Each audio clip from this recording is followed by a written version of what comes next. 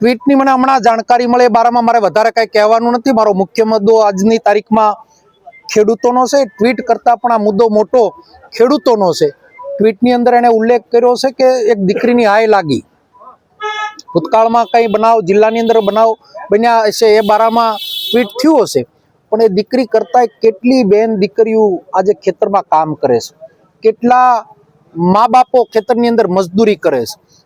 એ ટ્વીટની સાથે આ વાતને એટલા માટે જોડી રહ્યો છે કે કેટલા ટાઢ તડકા ચોમાસામાં માતા બહેનો એ ખેતીની અંદર પોતાનો પરસેવો પાડે ને એના હાથમાં આવેલો મોંમાં આવેલો કોળિયો જતો રહ્યો છે। ત્યારે આ ખેતી બચાવો અભિયાનમાં દિલીપભાઈ પણ અમને સહકાર આપે એવી અમે વિનંતી કરીએ અને અપેક્ષા રાખીશ કે અમને સહકાર આપશે। આજે ફી ભરવાના પૈસા નથી, વેકેશન ખુલ્યું છે, હમણાં એક બાપા મારી પાસે આવીને રડવા લાગ્યા કે મારી દીકરીને મારે ભણાવી, હું કોઈને કહી નથી શકતો, મારે ફી ભરવી છે।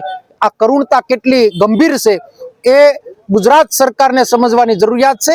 ત્યારે બટકું નથી જોતું, કોઈ માખણ પીંડાની વાતો નથી જોતી, ફક્ત ખેડૂતના દેવા માફી જોઈએ એટલી જ વિનંતી કરું છું। ધન્યવાદ।